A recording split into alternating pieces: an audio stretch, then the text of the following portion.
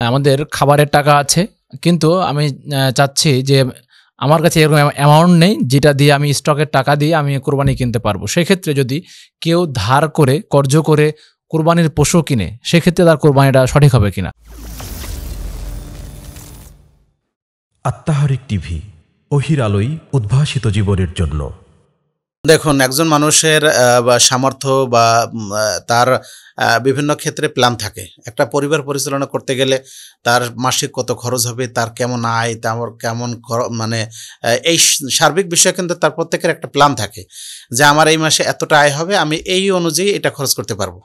এখন কারো যদি এমনটা হয় যে এই মুহূর্তে তার কাছে নগদ টাকা নাই, কিংবা কোরবানির পশু ক্রয় করার মতো টাকা নাই, হয়তো সে এই মাস শেষে কিংবা 1 মাস পরে গিয়ে সে এমন টাকা মানে উপার্জন করতে পারবে বা তার কোনো উৎস থেকে পাওয়ার সম্ভাবনা আছে যেখান থেকে সে এই ঋণ করে কোরবানি করলে সে ঋণ পরিশোধ করতে পারবে। অথবা এমন কারো কাছ থেকে সে টাকা ধার নিয়ে পশু কোরবানি করলো, যাকে হয়তো আস্তে আস্তে করে পরিশোধ করতে পারবে, 1000 2000 এভাবে করে পরিশোধ করতে পারবে যতদিন লাগুক। এমন অনেক দিনদার ভাই আছেন যারা এরকম মানুষকে ইবাদতের কাজে সহযোগিতা করে থাকে। এখন কোনো ভাইয়ের যদি এমনটা হয় যে তার অ্যাট এ টাইম এই 10,000 12,000 কিংবা 20,000 টাকা দিয়ে কোনো পশু কিনে কোরবানি করার মতো এই মুহূর্তে তার সামর্থ্য নাই, কিন্তু সে 2 মাস 6 মাস বসে হয়তো এই টাকাটা আস্তে আস্তে পরিশোধ করতে পারবে। এভাবে যদি কেউ ঋণ নিয়ে পশু কোরবানি করে তাতে কোনো সমস্যা নেই, কোরবানি হয়ে যাবে ইনশাল্লাহ।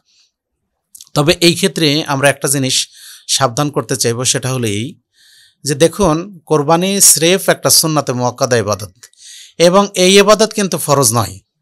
পাশাপাশি যে ইবাদতগুলি মৌলিক, যেগুলি ফরজ, যেমন সালাত আদায় করা, সিয়াম পালন করা, সামর্থ্য থাকলে হজ করা, জাকাত দেওয়া, এগুলি হচ্ছে ফরজ।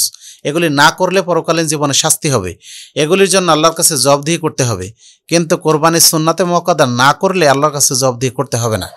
এখন আমাদের নিয়তের খুলুসিয়ত যেন থাকে, আমরা ইবাদতের জন্য কোরবানি করছি, আমরা ইবাদত হিসেবে আল্লাহর নৈকট্য হাসিলের জন্য কোরবানি করছি, আমরা গোশত খাওয়ার জন্য কোরবানি করছি না। এই নিয়তটা আমাদের জন্য প্রথমেই খালেস হয়।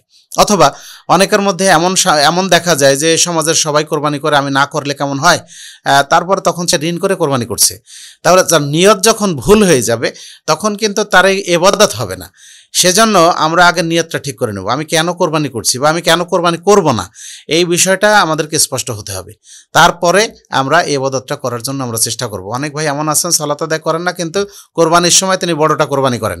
অনেক ভাই এমন আছেন যে তার প্রতিবেশীর হক আদায় করেন না, তিনি তার পরিবার পরিজনের, তার পিতামাতার হক আদায় করেন না, কিন্তু দেখা যায় কোরবানির সময় তিনি এসে বড় পশু কোরবানি করবেন। এই ধরনের কাজ থেকে আমাদের অবশ্যই বিরত থাকা কর্তব্য।